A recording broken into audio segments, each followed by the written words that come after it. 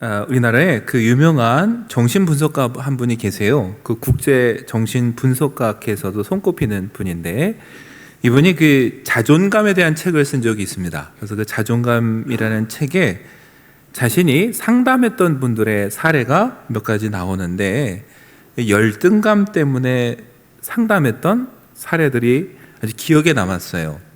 어느 날 30대의 유능한 사업가인 한 여성분이 이 박사님을 찾아서 상담을 했습니다. 우울증이 심각했어요. 우울증의 원인은 남편의 외도였습니다. 처음엔 남자가 그럴 수도 있지라고 용서했는데, 아시죠? 머리로는 용서가 되는데 마음 용서가 안 돼요. 마음의 병이 또 하나 있었어요. 열등감이었어요. 누구에 대한 열등감이냐? 3살 어린 동생에 대한 열등감.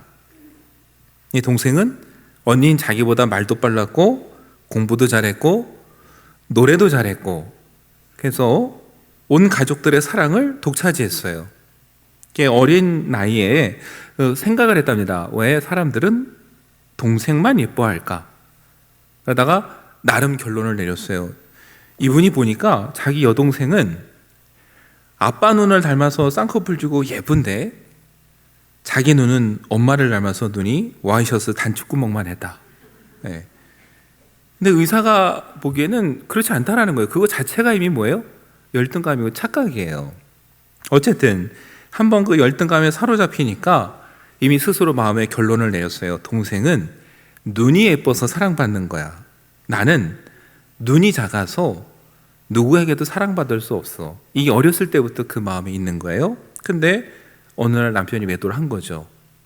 그러면서 이분이 상담하는 어느 날 이런 얘기를 했답니다. 교수님, 남편의 외도 사실을 알게 된 날부터 오늘까지 잠시도 제 뇌리를 떠나지 않고 저를 괴롭히는 생각이 있습니다.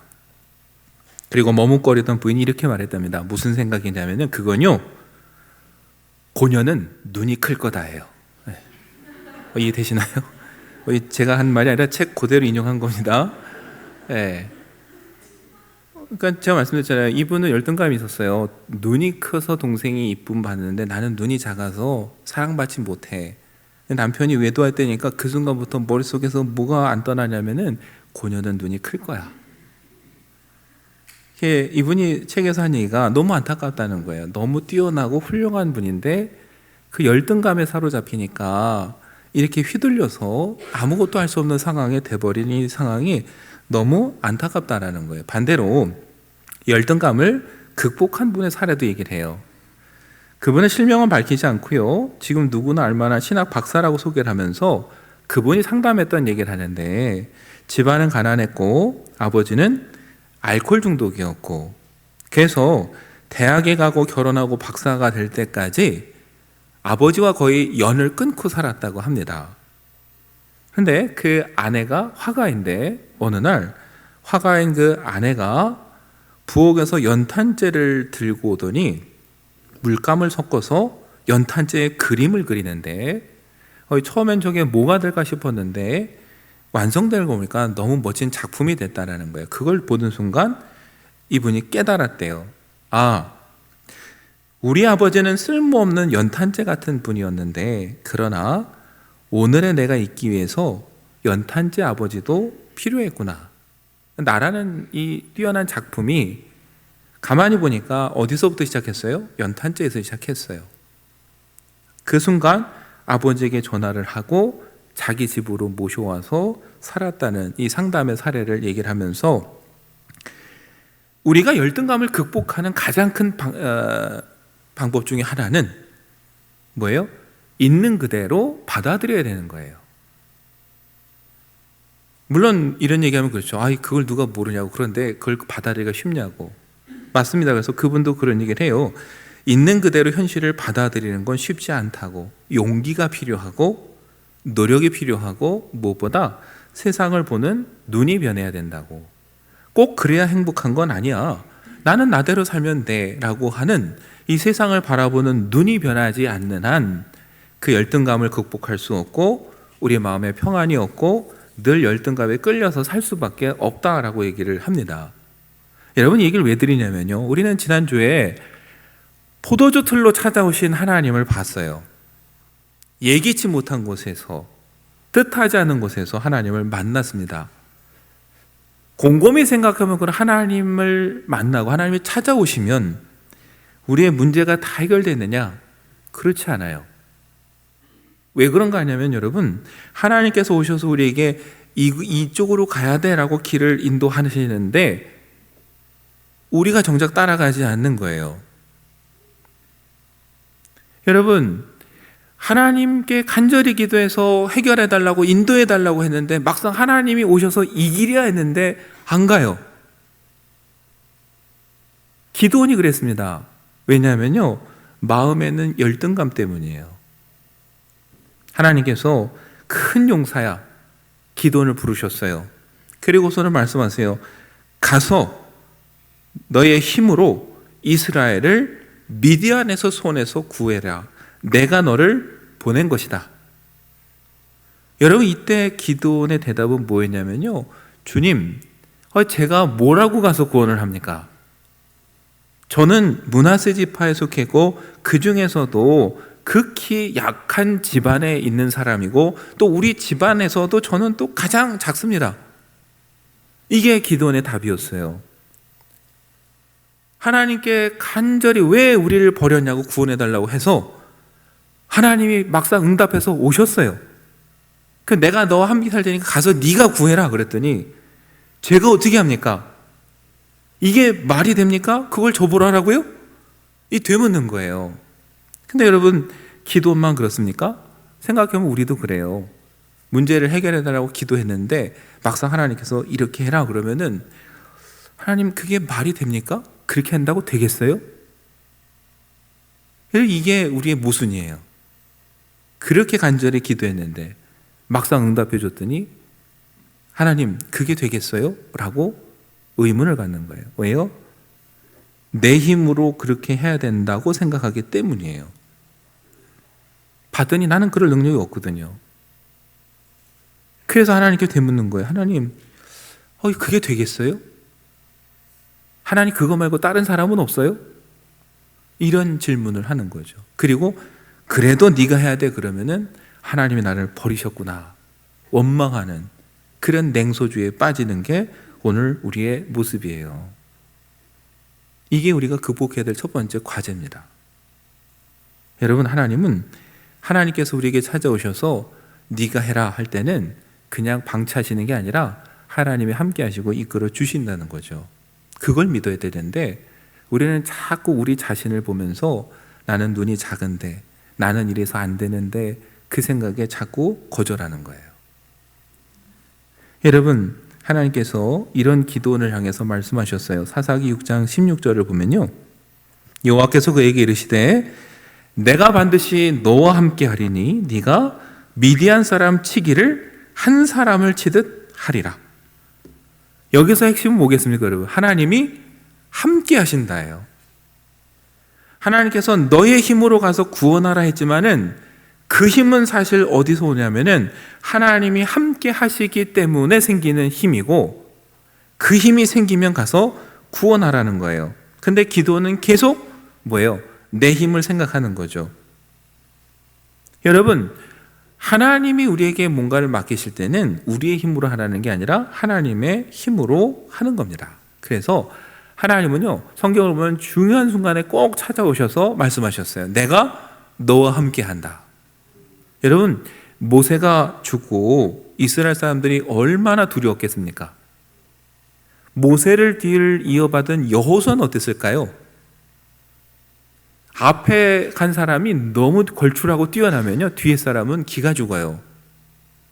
그때 하나님이 여호수아에게 주신 말씀은 딱 하나였어요. 여호수아 1장 9절에 강하고 담대하라.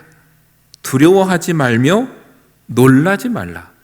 네가 어디로 가든지 네 하나님 여호와가 너와 함께 하느니라. 두려워하지 말고 놀라지 말라. 이유가 뭐예요? 어디로 가든지 하나님께서 함께 하실 것이다. 맞아요. 이 여호수아의 힘으로 하는 게 아닙니다. 부활하신 주님께서 하늘로 올라가시기 전에 제자들에게 말씀하셨어요. 마태복음 28장 20절에 보면은 내가 너희에게 분부한 모든 것을 가르쳐 지키게 하라. 볼지어다 내가 세상 끝날까지 너희와 항상 함께 있으리라. 여러분, 가나안을 정복하는 것도 세상 끝까지 가서 복음을 전하고 가르쳐 지키게 하는 것도 사실 우리의 힘으로는 할 수 없는 일들입니다. 그래서 뭐예요? 하나님이 함께 하신다고 자꾸 말하는 거예요. 내가 함께 할 테니까 가서 정복하고, 내가 함께 할 테니까 가서 전하라. 그런데 여러분, 그 와중에도 자꾸 우리 안을 보고 우리 자신을 보면은요, 우리 자꾸 열등감에 사로잡혀서 냉소주의자가 돼요. 하나님, 제가 그거를요? 말이 되는 소리를 하셔야죠. 기도원도 그런 생각이 있었어요. 그런데 여호와의 사자가 자꾸 얘기를 하니까 이번에 확인을 하고 싶어졌어요. 정말 이게 하나님의 뜻인지, 내 앞에 계신 분이 하나님의 사자가 맞는지, 그래서 제안을 합니다. 나에게 주님이 맞는지 표적을 좀 보여주십시오. 제가 집에 가서 예물을 준비해 올 테니까 그때까지 어디 가지 마시고 꼼짝 말고 여기 계십시오. 그래서 예물을 준비해 옵니다. 그 뒤에 어떤 일이 벌어졌느냐? 그게 오늘 우리가 읽은 말씀이에요. 기드온이 예물을 가지고 왔더니 하나님의 사자가 어떻게 합니까? 그 고기와 무교병을 바위 위에 놓고 그 위에다가 국까지 부으라고 합니다. 기드온이 그렇게 했더니 어떻게 합니까? 여호와의 사자가 손에 잡은 지팡이를 내밀어서 그 예물에 대었어요. 그랬더니 불이 바위에서 나와서 모든 것들을 다 살려버렸습니다. 왜 거기에 국을 부으라는지 아시겠죠? 하나님께 드린다는 의미도 있지만 정말 타기 어려운 조건을 다 만드는 거예요. 그런데도 바위에서 불이 나서 그걸 다 탔어요. 그걸 보고 나서 기드온이 깨달았습니다.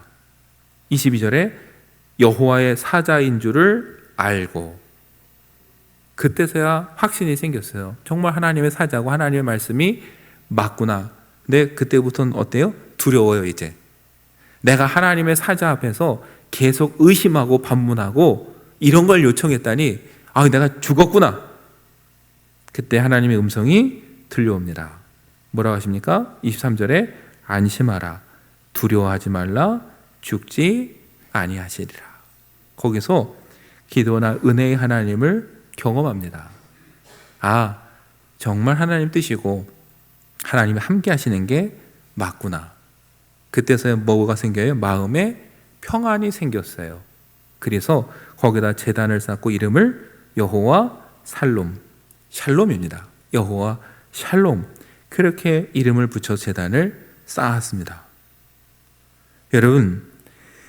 여러분과 제가 하나님의 응답을 받고 부름을 받고 큰 용사가 되기 위해서 제일 먼저 넘어야 될 장애물은 다른 게 아니에요. 우리 안에 있는 열등감이에요.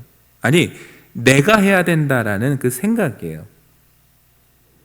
하나님께서 저와 여러분에게 주신 응답이 맞고 하나님의 뜻이 맞다면은 그 일은 저와 여러분의 힘으로 하는 게 아니라 하나님의 힘으로 하게 되는 겁니다. 우리가 중요한 게 여길 것은 하나님의 뜻이 맞는지를 확인하는 거예요. 그러기 위해서는 때로 구해야 됩니다. 기드온은요, 여기 뒤에서 또 하나님의 뜻을 구합니다. 나가 싸우라고 했더니 어떻게 합니까? 양털을 갖다 마당에 놓고 하나님께 요청하죠. 하나님 뜻이거든 이스라엘 어디만 내려요? 양털에만 내리게 해달라고. 하나님 그렇게 해주셨어요. 그럼 나가 싸웠습니까? 다음날 와서 그러죠. 하나님 죄송한데 한 번만 더 부탁한다고. 이번에 어떻게 돼요? 마당에만 이슬이 내리고 양털만 마르게 해달라고. 하나님은 그 두 번의 요청을 다 들어주셨어요. 이런 믿음 없는 놈 하면서 야단치시는 게 아니라 다 들어주셨어요. 하나님은 그런 분이에요. 그렇다면 여러분과 제가 이게 정말 하나님 뜻인지 궁금하고 마음에 확신이 없다면 어떻게 해야 돼요? 구해야죠. 기드온에게 3번씩 4번씩 응답해 주신 하나님께서 왜 저와 여러분이 기도할 때는 안 들어주시겠습니까? 기드온에게 그렇게 은혜 베푸시고 응답해 주신 하나님이라면은 저와 여러분에게도 확신을 주시고 응답을 해 주실 거예요. 야고보서 1장 5절은 우리에게 말합니다. 너희 중에 누구든지 지혜가 부족하거든 모든 사람에게 후히 주시고 꾸짖지 아니하시는 하나님께 구하라. 그러면 주시리라. 우리는요, 이 하나님 뜻인가 확신이 안 서면은 그거 자체가 믿음이 없는 것처럼 생각하고 부끄러워서 말 못하고 큰일 날 것 같아서 못 믿는데 믿는 척해요. 여기 계신 분들은 안 그러시겠지만 근데 알고 보면요, 그게 더 미련한 거예요. 정말 지혜로운 건요, 하나님, 저는 하나님이 계신 걸 믿고 하나님 뜻에 따르기를 원합니다. 근데 이게 정말 하나님 뜻이라면은 제게 확신을 주시고 징표를 보여주십시오. 그래서 이 장애물을 뛰어넘어서 제 마음에도 확신을 갖고 샬롬, 평화의 단이 좀 쌓이도록, 평화의 재단을 쌓을 수 있도록 도와주십시오. 이 기도가 우리 속에 있어야 되고요, 저와 여러분이 그 기도를 한다면 하나님께서 반드시 응답해 주시리라 믿습니다.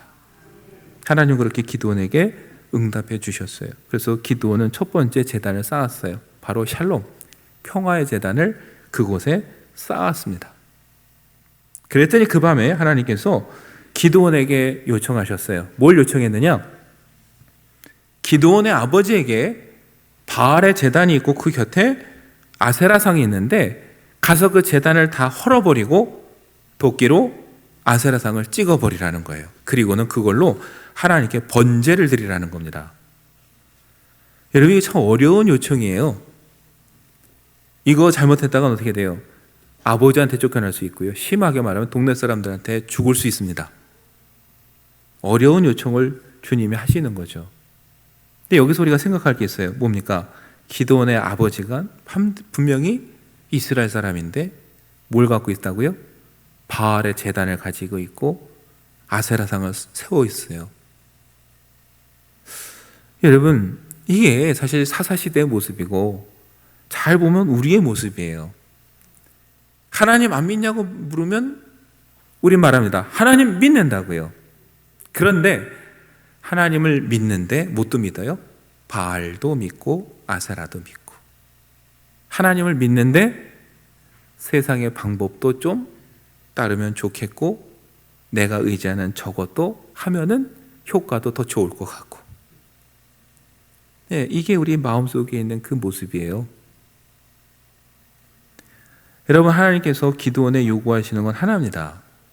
둘 다는 안 되니까 하나를 찍어 버리라고. 어떻게 할 거냐고. 기드온이 밤에 가서 그것을 헐어버렸습니다. 사람들이 두려워서. 두려웠지만 중요한 건 뭐예요? 그는 용기를 내서 그 아세라상을 찍었다라는 게 중요해요. 그리고 거기다가 뭐예요? 제단을 쌓았어요. 이 제단은 누구를 위한 제단입니까? 바알이 아니라 하나님을 위한 제단이에요. 헌신의 제단이에요. 용기 있게 그 일을 행했습니다. 우리에게도 필요한 건 그거예요, 여러분. 간절히 기도해서 하나님 오셔서 응답해 주셨는데도 우리가 그 길을 가지 못하고 그 결과를 보지 못하는 것 중에 하나는 하나님도 믿고 저것도 믿기 때문에 용기 있게 하나를 찍어버리지 못해서 이거마저 버리면 큰일 날 것 같아요. 근데 하나님 우리에게 말씀하시는 거예요. 그것을 과감히 찍어버리라고. 하나님에 정결하게 살라고. 그거 찍어내면 큰일 날 것 같지만 아무 일도 안 일어난다고. 그걸 누구에게 보여줘요? 기드온에게 보여주시는 거예요. 여러분, 기드온이 찍어버렸어요. 다음날 동네가 발칵 뒤집혔습니다. 누구냐? 수소문해서 찾아냈어요. 봤더니 기드온이에요. 찾아가서 그 아버지 요아스에게 말합니다. 당신 아들을 내놔라. 우리가 죽이겠다. 이때 놀라운 반전이 일어납니다. 바알의 제단을 쌓고 아세라상을 세웠던 아버지가 뭐라고 대답하냐면은 당신들이 바알의 편에 서서 싸우겠다는 거냐. 그러면서 말하기를 바알이 신이라면 자기 재단을 헐어버린 사람과 직접 싸우게 두라. 여러분, 정말 지혜로운 답 아니에요? 바알이 진짜 신이라면 자기 재단을 헌 사람을 알아서 직접 심판하거나 저주하게 두면 되는 거지, 왜 당신들이 나서냐는 거예요. 우리는 법사합니다. 그 단을 헐고 아세라상을 찍도록 바알과 아세라는 아무것도 못했어요. 하나님은 뭘 보여주시는 거예요? 커봐라, 그거 찍어내면 죽을 것 같지? 찍어내도 아무 일 없어. 그걸 기드온에게 보여주고 오늘 저와 여러분에게 보여주는 거예요.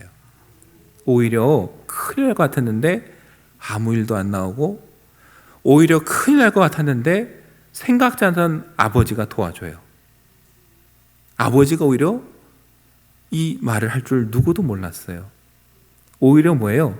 용기 있게 한 발을 내달았더니 하나님의 기적을 봤어요. 여러분, 그 다음에 미디안과 싸울 수 있는 겁니다. 내가 뭐라고 어떻게 싸우지? 또 내 마음 한켠에 하나님도 믿지만 바알도 한번 믿어볼까? 이 마음으로는 큰 용사가 될 수도 없고 나가서 전쟁을 할 수도 없습니다. 하나님은 그를 사사로 세우기 전에 그래서 이 두 장애물을 넘도록 도와주시는 거예요. 확신을 주시는 거예요. 마음에 샬롬, 평안을 주는 겁니다.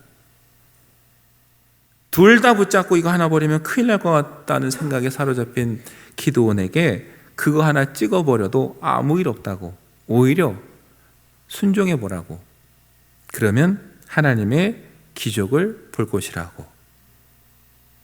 여러분, 기드온은 그래서 뭐예요? 그 자리에 하나님을 위한 단을 쌓았습니다. 헌신의 단을 쌓았어요. 그래서 비로소 뭐가 됩니까? 큰 용사가 되는 거예요. 원래 타고난 큰 용사가 아니라 그 은혜를 통해 큰 용사가 돼가는 것이죠. 바라기는 저와 여러분도 기드온처럼 큰 용사가 돼서 하나님의 놀라운 일에 동참하고 기적을 경험하는 그런 사람이 되면 좋겠습니다. 우리는 다 부족합니다. 저도 그렇고 여러분도. 그러나 우리가 의지하는 건 하나예요. 하나님께서 함께 하신다라는 거. 그런데 그 확신이 흔들리거든. 여러분, 어떻게 하라고요? 아닌 척하고 감추다가 오히려 실족하지 마시고요, 하나님께 구하세요. 하나님, 저에게는 확신이 필요합니다. 기드온에게 보여주신 것처럼 제게도 좀 징표를 보여주십시오. 그러면 은혜의 하나님이 보여주실 겁니다. 그 하나님께서 용기를 내서 하나 아세라를 찍어버리고 한 발짝 내디뎌 보라고 할 때 우리 마음속에서는 그러면 큰일 나, 이런 소리가 들릴지도 몰라요. 우리는 그 소리도 뛰어넘어야 돼요. 그리고 아무 일도 일어나지 않고 오히려 하나님의 기적을 경험하는 그 자리에 하나님을 향한 헌신의 제단을 쌓아야 됩니다. 그때 우리는 큰 용사가 되는 것이죠.